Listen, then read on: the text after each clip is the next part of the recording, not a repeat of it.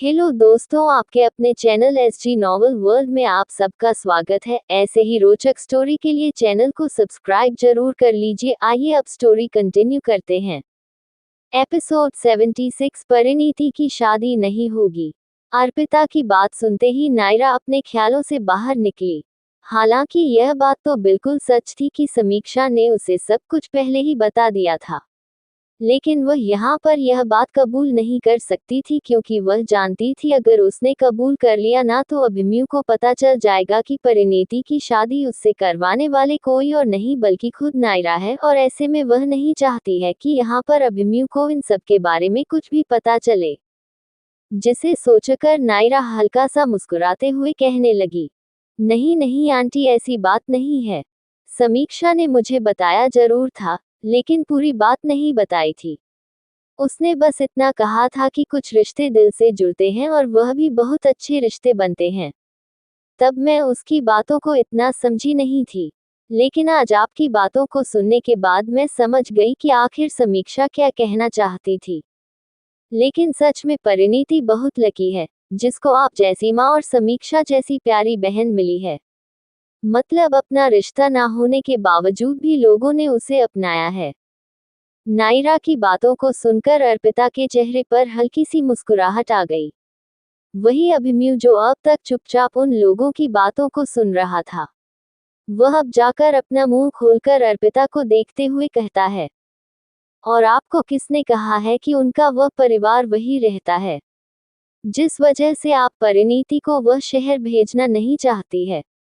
अभिमन्यु की बातों को सुनकर साकेत, मानव, नायरा तीनों ही उसे देखने लगे। वहीं अर्पिता जो सोच में थे कि आखिर बीच में बैठा लड़का कुछ बोल क्यों नहीं रहा है। उसकी आवाज सुनते ही अर्पिता एक गहरी सांस लेकर कहती है, मेरी दोस्त ने, उसने जाने से पहले यही तो कहा था कि चाहे कुछ भी हो जाए मेरी बच्चे को उस शहर में मत भेजना जहां पर वह दरिंदे रहते हैं।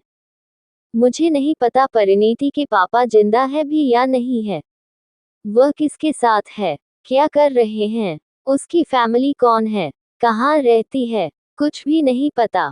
मैं बस इतना जानती हूँ कि वह लोग जो भी हैं ना, बहुत ज्यादा घटिया लोग हैं। वह बस इंतजार कर रहे हैं कि कब परिणीति उन लोगों की नजरों में आए और वह कब परिणीति को जान से मार दे। वैसे तो मैंने आप लोगों से पहले भी कहा था कि यह बात माँ आप लोगों को बताना नहीं चाहती थी, लेकिन क्या करूं, अब आप लोगों के ऊपर परिणीति की जिम्मेदारी है। मेरी बच्ची को बस कुछ सालों तक संभाल लीजिए। जब उसकी पढ़ाई पूरी हो जाएगी, मैं उसकी शादी अच्छे लड़के से करवा कर ऐसी जगह भेज दूंगी जहां उसे कोई परेशान नहीं करेगा। अर्पिता ने इतना ही कहा था कि तभी वहां बैठे सबके चेहरे की मुस्कुराहट गायब हो गई। हालांकि अभिमन्यु बिल्कुल भी नहीं मुस्कुरा रहा था, लेकिन जो थोड़े से भी एक्सप्रेशन नजर आ रहे थे, वह भी एकदम से गायब हो चुके थे। वही समीक्षा और परिणीति भी अब किचन से नाश्ता और चाय लेकर आ चुकी थी। हालांकि अर्पिता की बातों को परिणीति ने पूरा नहीं सुना था, लेकिन उनकी आखिरी बात सुनकर परिणीति को भी हैरानी हुई। वह समीक्षा भी यह सब देखकर मुस्कुराए जा रही थी। वह जानती थी परिणीति क्यों परेशान हो गई है, जिस वजह से उसने चाय लेकर टेबल पर रखी और अपनी माँ से कहने लगी, मम्मी आपके सामने इतने अच्छे अच्छे लड़के बैठे हुए हैं, आपको उनमें से क्या परिणीति के लिए कोई पसंद नहीं आ रहा है। समीक्षा की बातों को सुनकर अर्पिता अपनी आंखें छोटी करके कहती है, तुम्हारी मजाक करने की आदत नहीं जाएगी ना, तुम्हें पता भी है तुम क्या कह रही हो। ये लोग इतने बड़े लोग हैं और तुम कह रही हो कि मैं अपनी बेटी की शादी इन लोगों से करवा लूंगी। तुम पागल हो गई हो, और अगर मैं उनसे करवा भी दूंगी तो मैं नहीं करवा सकती हूँ, क्योंकि मैं नहीं चाहती हूँ कि परिणीति जिंदगी पर उसी शहर में रहे। देखो परिणीति, मैं आखिरी बार कह रही हूँ, पढ़ाई करने के लिए मैंने तुम्हें वहां तो भेज दिया है, लेकिन वहां के किसी भी लड़के से प्यार मत करना। मैं नहीं चाहती हूँ कि तुम्हारी शादी भी उसी शहर में हो। अगर तुम्हें बाय चांस किसी से प्यार हो भी जाए ना, तो कोई ऐसे लड़के से करना जो वहां का रहने वाला नहीं हो। मैं उससे तुम्हारी शादी करवा दूंगी, लेकिन कभी भी उससे मत करना जो वहां रहता हो, जिसकी फैमिली भी वही रहती हो। अर्पिता की बातों को सुनकर परिणीति की तो सिट्टी पट्टी गुल हो गई थी। वह कैसे बताए कि उसकी शादी हो चुकी है और उस शहर में रहने वाले इंसान से हुई है, खास करके एक ऐसे इंसान से जो उस शहर का नामी इंसान है। सिर्फ उसी शहर का क्या, वह हर एक शहर का नाम इंसान है। तभी तो उसकी माँ भी अभिमन्यु मल्होत्रा का नाम सुनकर उसे पहचान चुकी थी। वही साकेत को अभिमन्यु पर बहुत ज्यादा हंसी आ रही थी। वह ये जानता था कि अभिमन्यु का चेहरा काफी ज्यादा गंभीर हो चुका है।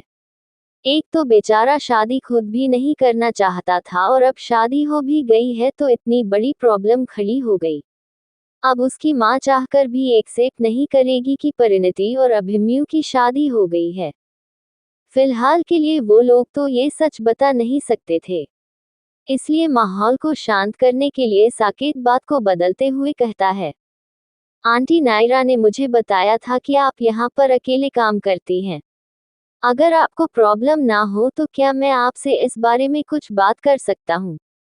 वह क्या है ना, मेरा भी एक बहुत बड़ा रेस्टोरेंट है और वहाँ पर ना आए दिन काम करने के लिए लोग आते रहते हैं। अब मैं इतने ज्यादा नौकर को तो रख नहीं सकता हूँ, क्योंकि जितने कम उतने नौकरी अच्छे लगते हैं। तो मेरे पास ना 2 नौकर एक्स्ट्रा हो गए हैं जिनको नौकरी चाहिए और मैं उन्हें नहीं दे सकता हूँ। ऐसा नहीं है कि हमारा एक ही रेस्टोरेंट है, इतने सारे जगह, इतने सारे होटल है, लेकिन फिर भी नौकर इतने बढ़ चुके हैं कि हमारे पास उन्हें काम देने तक की फुर्सत नहीं है या फिर जगह नहीं है। तो क्या आप उन्हें काम दे सकती हैं? आप पैसों की फिक्र मत कीजिए, उनको पैसे मेरे ही अकाउंट से जाएंगे, क्योंकि उनकी सारी डिटेल्स प्रोफाइल मेरे ही अकाउंट में ऐड किए गए हैं। वह आपके यहाँ रहकर काम करेगा और उसकी जितनी भी सैलरी होगी वह हम उन्हें पे कर देंगे और आप ऐसे समझ लीजिएगा कि यह हम परिणीति के लिए कर रहे हैं। आखिर आपने इतनी प्यारी बेटी हमारे घर पर इतने भरोसे के साथ दी है, तो उसके लिए तो इतना बनता ही है। एपिसोड 77 अभिमन्यु अर्पिता। साकेत की बात बहुत ज्यादा अजीब लग रही थी, क्योंकि एक तरफ से देखा जाए तो अर्पिता के लिए और उसकी फैमिली के लिए वह लोग अनजान थे। भले ही समीक्षा और परिणीति की दोस्त नायरा है, लेकिन वह ऐसे ही किसी से मदद थोड़ी ना ले सकती है। ये सोचकर अर्पिता मुस्कुराते हुए कहने लगी, नहीं नहीं, ऐसा नहीं हो सकता है।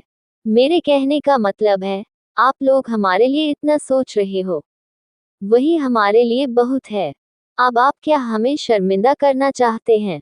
ऑलरेडी मेरी बेटी आपके घर पर रहती है और ऐसे में आप 2 नौकर हमारे घर पर काम करने के लिए भेजना चाहते हैं। नौकर तो हम भी रख ले, लेकिन मुझे ऐसा लगता है कि हमें खुद ही काम करना चाहिए। अर्पिता की बातों को सुनकर साकेत ने परिणीति को इशारा किया। वह चाहता था कि परिणीति की मां इन सब चीजों के लिए राजी हो जाए, पर यहाँ तो वह इनकार कर रही थी और ऐसे में अब परिणीति ही वो रास्ता थी जो उनको मना सकती थी।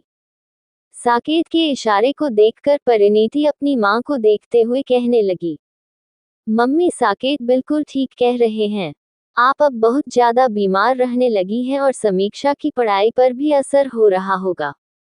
इससे बेहतर तो यही है ना कि इनकी बात मानकर हम यहाँ पर 2 नौकर को रख ले। मैं जानती हूँ आपको खुद काम करना पसंद है, पर आप फिक्र मत कीजिए, पैसे मैं इन्हें दे दूंगी। मेरे कहने का मतलब है, मैं वहाँ पर पढ़ाई के साथ साथ कोई जॉब भी कर लूंगी ताकि किसी चीज की प्रॉब्लम ना हो। परिणीति की बातों को सुनकर समीक्षा भी अपनी माँ को समझाकर कहने लगी, हाँ मम्मी, परिणीति बिल्कुल ठीक कह रही है।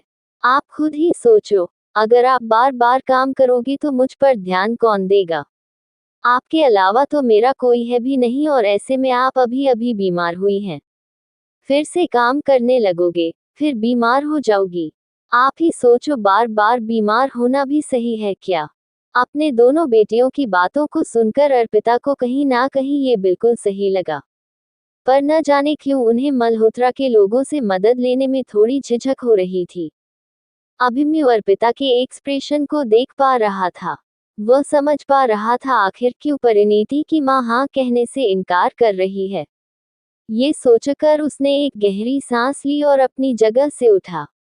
थोड़ी दूर चलकर वह अर्पिता के पास आकर नीचे बैठकर उसके हाथों को पकड़कर बड़े ही शांत मन से कहता है, वैसे तो ना आप मुझे अच्छे से जानती हैं, ना मैं आपको जानता हूँ। अभी साकेत ने जो कहा है ना वह बिल्कुल ठीक कहा है और आपको अपनी बेटी की भी सुननी चाहिए। आपने अपनी बेटी को इतने अच्छा संस्कार दिए हैं। वह हर पल आपकी बात सुनती है, आपकी बातों को मानती है, तो क्या आप अपनी बेटी के लिए इतना नहीं कर सकती हैं? आपको पता है आपकी बेटी ऐसा क्यों करना चाहती है? वह नहीं चाहती है कि उसकी माँ बार बार बीमार पड़े। ऐसे में आपकी बेटी को भी तो बुरा लगता होगा और आप यह मत सोचिए कि आपको मल्होत्रा कंपनी के लोगों से मदद मिल रही है। आप चाहे तो मुझे अपना बेटा कह सकती हैं। नायरा को आपने बेटी की तरह माना है ना, तो ऐसा समझ लीजिए कि मैं भी आपका बेटा हूँ और यह बात आपको एक बेटा कह रहा है। क्या आप अभी इनकार करना चाहती हैं? क्या आप अभी भी चाहती हैं कि हम ये सब ना करें?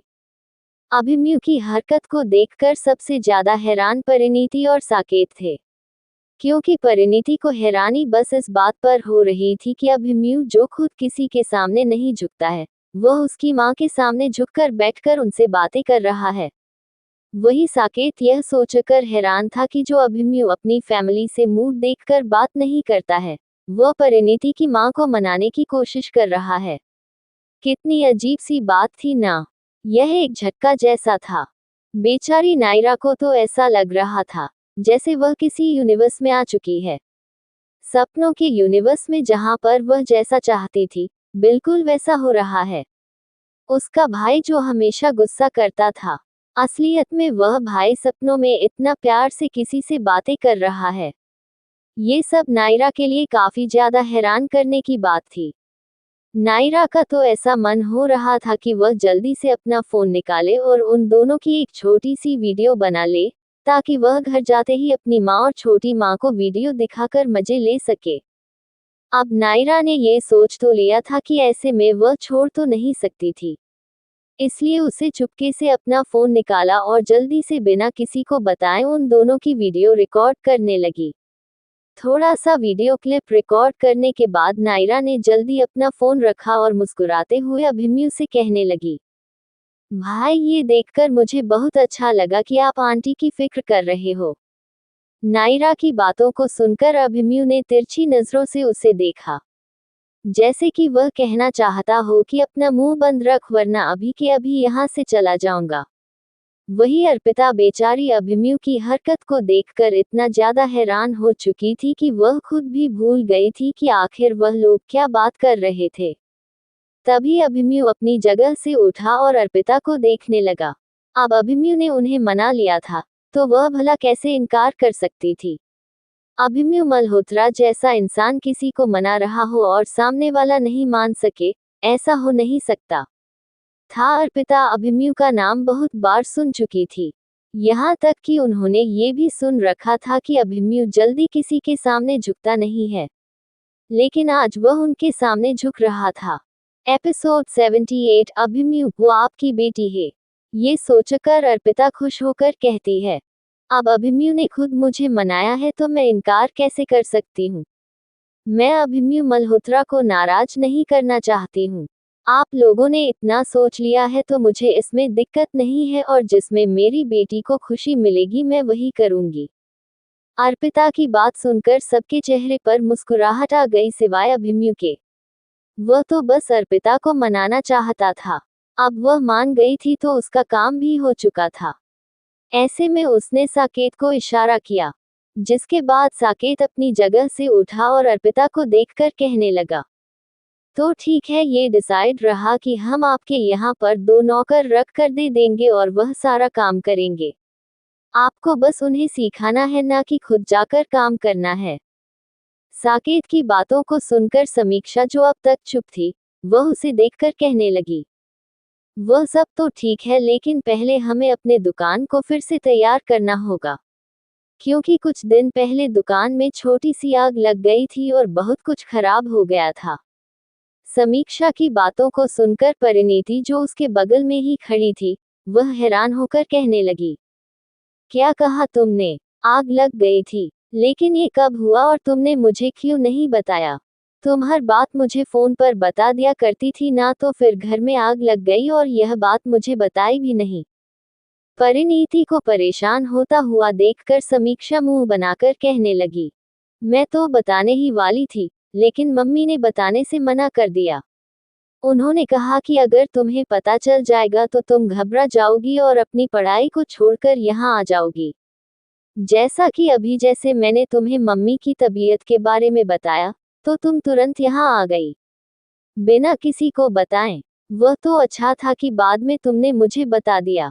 समीक्षा की बातों को सुनकर परिणीति अपनी माँ को देखने लगी, तो वही अर्पिता ने मुस्कुराते हुए नजरें नीचे कर ली। वह जानती थी उसकी इस हरकत पर परिणीति कहीं ना कहीं थोड़ा गुस्सा हो चुकी है। वह गुस्सा भी उसके चेहरे पर दिखाई नहीं दे रहा था, क्योंकि परिणीति इतनी मासूम थी कि अगर वह गुस्सा भी कर देना तो उसके चेहरे पर वह गुस्सा क्या कुछ भी नहीं दिखेगा। तभी साकेत ने समीक्षा की बातों को सुनने के बाद कुछ सोचते हुए कहा, ठीक है, तो फिर हम जब यहाँ आए ही हैं, तो जब तक हमारा काम नहीं हो जाता तब तक हम आपकी मदद कर देते हैं। बताएं आपकी दुकान किस रास्ते में है, हम पहले उसे ठीक करेंगे, उसके बाद हम आगे का काम प्रोसेस कर देंगे। साकेत की बात सुनते ही अर्पिता जल्दी से अपनी जगह से उठकर कहने लगी, अरे नहीं नहीं, आप लोग ये काम नहीं कीजिएगा। आप लोग हमारे घर के मेहमान हैं और यहाँ आकर आप लोग काम करने वाले हैं। नहीं नहीं, बाकी का काम मैं कर लूंगी। अपनी एक बात मनवाने के लिए आपने इतना कुछ किया, मैंने वह हाँ कह दिया है तो बाकी का काम मैं खुद संभाल लूंगी। अर्पिता की बातों को सुनकर परिणीति जो नाराज हो चुकी थी, वह अपनी माँ को सोफे पर बिठाते हुए कहती है, आप तो चुप ही रहो। अगर आपने अब कुछ कहा ना तो मैं यहाँ से बिना आपसे मिले चली जाऊंगी और फिर कभी वापस नहीं आऊंगी और मैं उसी शहर में चली जाऊंगी जहाँ आप मुझे जाने से इनकार करती हो। वैसे तो मैं वही रहती हूँ, लेकिन वहाँ जाते ही मैं कभी भी आपसे बात नहीं करूंगी। ये कहकर परिणीति ने समीक्षा को इशारा किया और उसके साथ साकेत को लेकर दुकान के पास चली गई। दुकान घर में ही बना हुआ था, उसका रास्ता भी घर से ही था। अभिमन्यु और मानव वहीं पर यह सब देख रहे थे। वैसे तो आज तक अभिमन्यु ने ऐसा कोई भी काम खुद से नहीं किया था, लेकिन अब वह यहाँ आया हुआ था तो ऐसे बैठ नहीं सकता था, इसलिए उसने मानव को इशारा किया और साकेत के पास चला गया। जब वह सब एक साथ दुकान में आए तो उन्होंने देखा दुकान तहस नहस हो चुका है। काफी जगह आग लगने की वजह से टूट चुका था, कुछ जगह पर शीशे बिखरे हुए थे। परिणीति, जिसका ध्यान शीशे पर नहीं जा रहा था, वह बस दुकान को देखते देखते आगे की ओर बढ़ती जा रही थी। लेकिन जैसे ही वह आगे दोबारा बढ़ने वाली थी, पर तभी अभिमन्यु ने उसका हाथ पकड़ के अपनी ओर खींच लिया और गुस्से में उसे देखकर कहने लगा, तुम्हारा ध्यान कहाँ रहता है? तुमने देखा नहीं नीचे शीशा गिरा हुआ, और वह शीशा अगर तुम्हें चुभ जाता तो। अभिमन्यु की बातों को सुनकर परिणीति और बाकी सब की नजर भी नीचे बिखरे हुए शीशों पर चली गई, जिसे देखकर परिणीति जल्दी से अभिमन्यु को देखकर कहने लगी, वह मैंने ध्यान नहीं दिया, मुझे माफ कीजिएगा, मैं इस बार ध्यान से चलूंगी। ये कहते हैं परिणीति अभिमन्यु से तुरंत दूर हो गई। वही नायरा और समीक्षा एक साथ यह सब देख रही थी। तभी समीक्षा ने नायरा से कहा, एक बात बताओ, क्या तुम्हारे भाई को पता चल चुका है कि उनकी शादी हम दोनों ने मिलकर करवाई है? मेरा मतलब, क्या उन्होंने सब कुछ पता कर लिया है कि तुम्हारे कहने पर तुम्हारी बातों को करने के बाद मैं खुद अपनी ही बहन को तुम्हारे घर भेजा था, ताकि मेरी बहन की शादी तुम्हारे भाई से हो जाए? समीक्षा की बातों को सुनकर नायरा अपनी आंखें छोटी करके कहने लगी, यार जरा धीरे बोलो, अगर किसी ने सुन लिया ना तो यहीं पर मेरी बैंड बज जाएगी। वैसे तो भाई को ये बात पता नहीं चली है, लेकिन मेरे छोटे भाई जो है इवान, उन्हें ये बात पता चल चुकी है और उन्हें मैंने सब कुछ बता दिया। सोचा उनसे छुपा कर क्या ही मिलेगा, इसलिए उनको बताकर अब मैं उनसे ही मदद लेती हूँ। वैसे तुम्हें पता है वह भी यही आने वाले थे, लेकिन अस्पताल से उन्हें फुर्सत ही नहीं मिल रही थी। नायरा की बातों को सुनकर समीक्षा मुस्कुराते हुए कहती है, हाँ, तुमने फोन पर मुझे उनके बारे में बताया था। वैसे शादी के बाद उन दोनों के बीच में कैसा रिश्ता बना हुआ है? क्या वह दोनों अभी भी झगड़ते हैं या फिर तुम्हारा भाई अभी भी मेरी बहन को नापसंद करता है? वैसे तो मैं ये जानती थी कि अभिमन्यु मल्होत्रा कभी भी मेरी बहन से प्यार नहीं करेगा, लेकिन तुम्हारे भाई की शादी भी तो करवानी थी और मैं जानती हूँ तुम परिणीति को कितना पसंद करती हो और उसे अपनी भाभी बनाना चाहती थी। एपिसोड 79 करीब। समीक्षा की बातों को सुनकर नायरा उसे देखकर कहने लगी, यार चुप हो जाओ, अगर भाई ने सुन लेना तो वह मेरी जान ले लेंगे। वैसे भी मेरे भाई को यह नहीं पता है कि यह सब मैंने किया है, तो प्लीज थोड़ा धीरे बोलो या फिर हम ये सारी बातें बाद में अकेले करेंगे।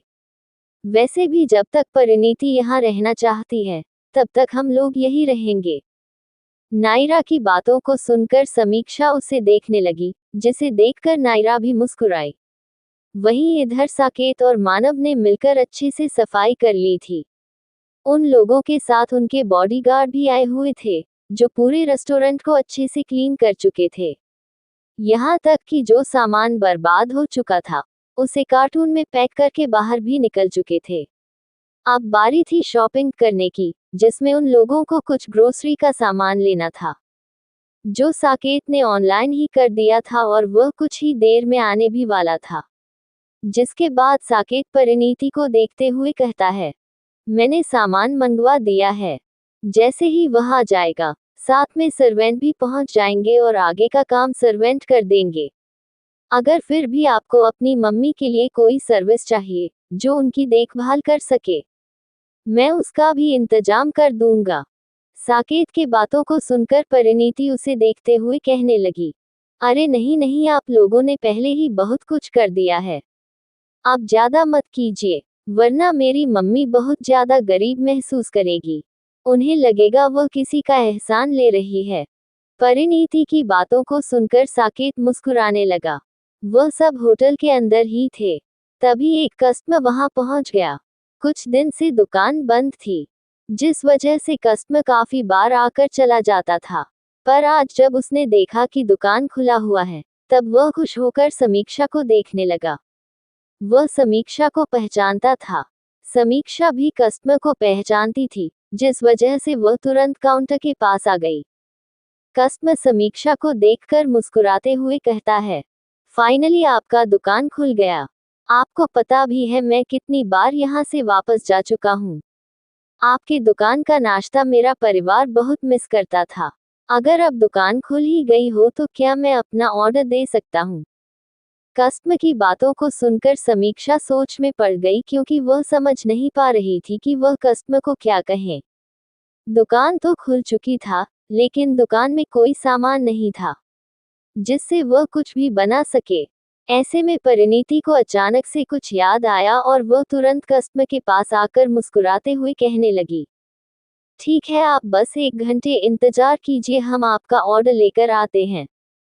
परिणीति की बातों को सुनकर कस्टमर मुस्कुराते हुए वहां से चला गया। जिसके बाद समीक्षा परिणीति से कहती है, ये तुमने क्या कह दिया? घर में कोई राशन नहीं है, तो फिर हम कस्टमर का ऑर्डर कैसे पूरा करेंगे? और तुम्हें पता है ना नाश्ते में क्या क्या आता है, तो फिर ऐसे में हम कहाँ से लाएंगे? क्योंकि साकेत जी ने भी ऑनलाइन ऑर्डर किया है और ऐसे में वह भी आने में वक्त है। समीक्षा की बातों को सुनकर परिणीति मुस्कुराते हुए कहती है, तुम फिक्र क्यों कर रही हो? यह एक ही कस्टमर है और घर में हमारे पास राशन तो है ना, हम उस राशन से इनका ऑर्डर पूरा कर देंगे और इसमें ज्यादा वक्त भी नहीं लगेगा। हम दोनों मिलकर अगर करेंगे तो हो जाएगा, और जब तक और कस्टमर आएंगे तब तक ग्रोसरी का सारा सामान भी पहुंच जाएगा। परिणीति की बातों को सुनकर समीक्षा के चेहरे पर मुस्कुराहट आ गई। उसने तो ये सोचा भी नहीं था कि उसके घर में तो राशन अभी भी मौजूद है और उस राशन का इस्तेमाल करके वह कस्टमर का ऑर्डर पूरा कर सकती थी। ये सोचते ही वह खुश होकर कहती है, ये तो बहुत अच्छी बात है। ठीक है, तुम यहीं रहो, मैं सब कुछ लेकर आती हूँ, फिर हम दोनों बहन मिलकर पहले ऑर्डर पूरा करेंगे। ये कहते ही समीक्षा तुरंत वहां से चली गई। जब नायरा ने ये देखा, तब वह भी समीक्षा की मदद करने के लिए उसके पीछे चली गई। इधर अभिमन्यु और साकेत, मानव तीनों ही चुपचाप वहां बैठे हुए थे। वह लोग देख रहे थे कि आखिर ये दोनों बहनें क्या करना चाहती है। वैसे तो अभिमन्यु वहां रहना नहीं चाहता था, लेकिन उसे इस समय खुद से भी ज्यादा परिणीति की फिक्र थी। वैसे तो उसे कोई फर्क नहीं पड़ रहा था, लेकिन जिस तरह से वह इंसान बार बार समय रहते धमकी दे रहा था, उसे ऐसा लग रहा था अगर उसने परिणीति पर से अपनी नजर हटा दी ना, तो किसी भी वक्त परिणीति को नुकसान पहुंच सकता है। ये सब सोचकर वह बस साकेत के साथ बैठकर अपना फोन चलाने लगा। थोड़ी देर में समीक्षा और नायरा मिलकर सारा सामान लेकर आ गई, जिसके बाद परिणीति पहले तो अपने दुपट्टे को अच्छे से बांधकर अपने बालों में रबर बांधकर कस्टमर का लिया हुआ ऑर्डर बनाने लगी, जिसमें कस्टमर ने नाश्ता बनाने को कहा था।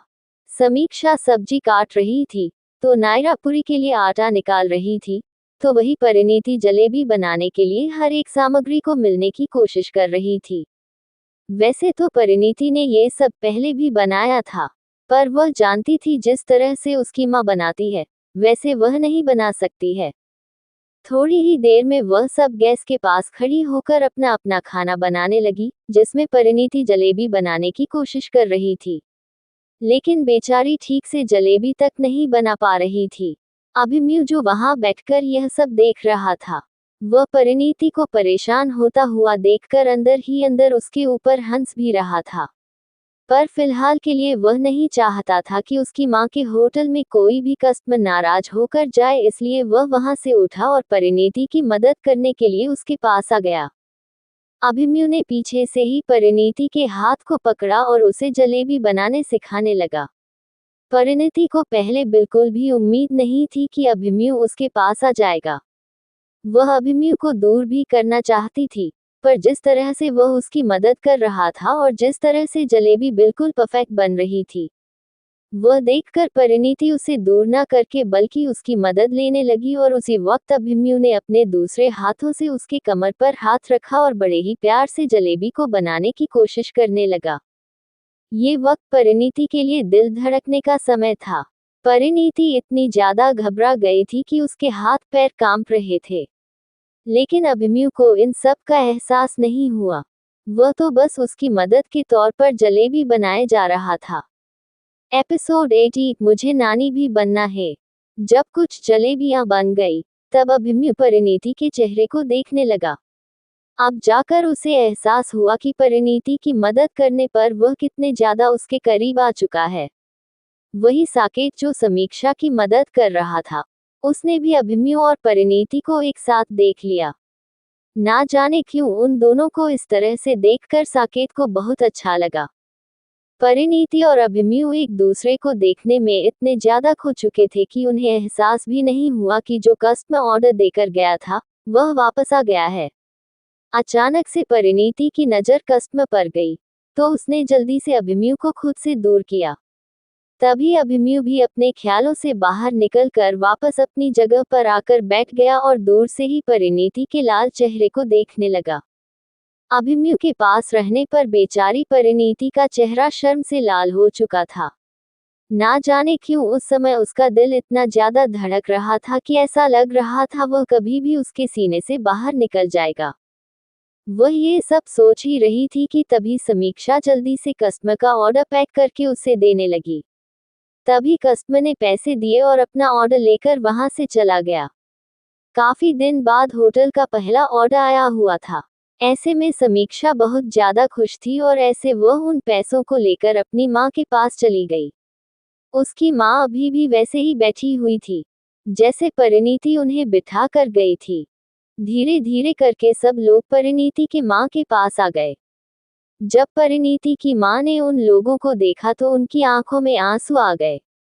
उन्हें यकीन नहीं हो रहा था मल्होत्रा जैसा परिवार का सदस्य इतना नर्म दिल का है, वरना उन्होंने जितना उन लोगों के बारे में सुना था, कहीं ना कहीं उन्हें डर लगता था कि कहीं परिणीति की कोई छोटी सी गलती पर उन्हें किसी बात की सजा मिल जाए।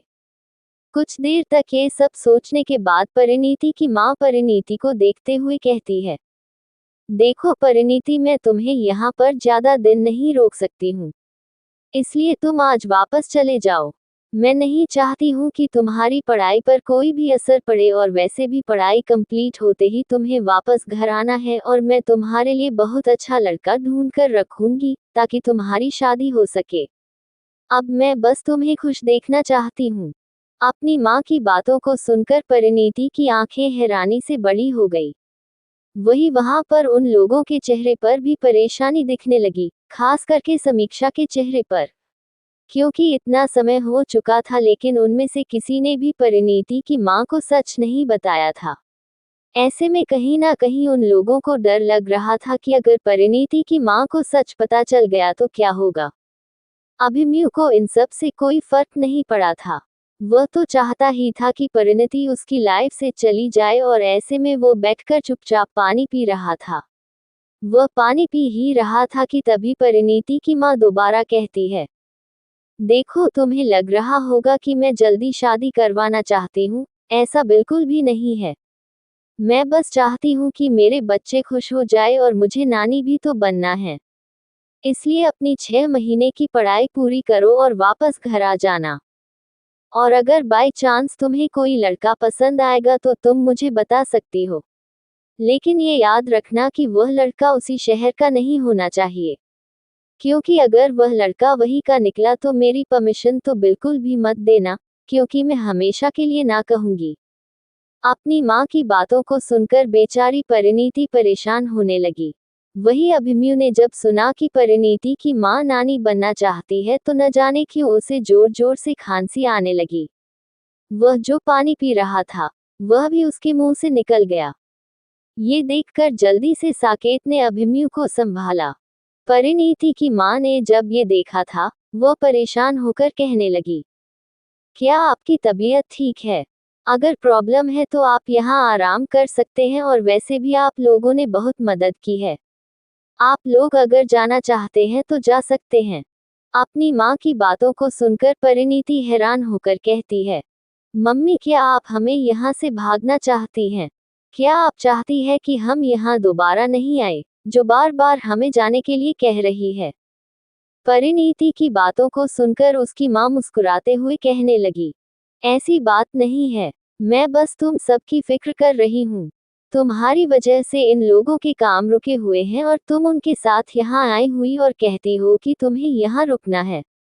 तुम्हारी वजह से इनको परेशानी हुई तो और तुम्हारी पढ़ाई भी तो है। अगली बार से यहाँ आने से पहले मुझसे बात कर लेना। मैं नहीं चाहती हूँ कि मेरी वजह से तुम्हारी कोई पढ़ाई पर असर हो।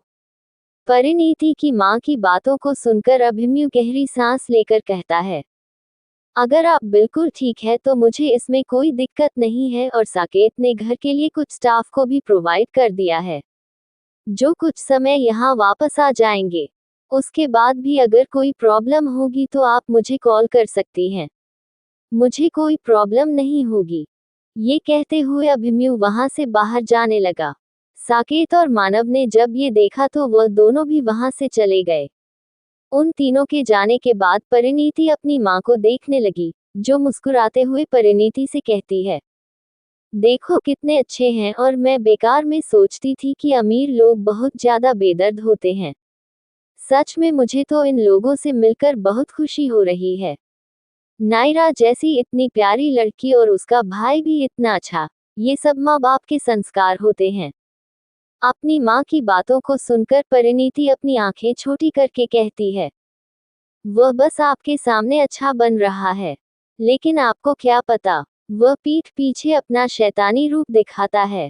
पता नहीं दूसरे लोगों के सामने वह महान कैसे बन जाता है। मेरे ही सामने लगता है उसके अंदर शैतानी रूप आ जाता है। परिणीति को खुद से बात करता हुआ देखकर उसकी माँ मुस्कुराकर कहने लगी, क्या हुआ, क्या तुम्हें नहीं जाना है? देखो नायरा तुम्हारा इंतजार कर रही है और तुम हो कि यहाँ खड़ी होकर मुझे ही देखे जा रही हो। अपनी माँ की बातों को सुनकर परिणीति हल्का सा मुस्कुराई और फिर समीक्षा को इशारा करके वहां से चली गई। समीक्षा ने जब परिणीति के इशारे को देखा, तब वह भी तुरंत परिणीति को बाहर छोड़ने के लिए घर से बाहर निकली। बाकी का नेक्स्ट एपिसोड नेक्स्ट पार्ट में कवर करेंगे। कहानी को लाइक शेयर कमेंट जरूर करें और प्लीज लाइक भी जरूर करें। Thank you.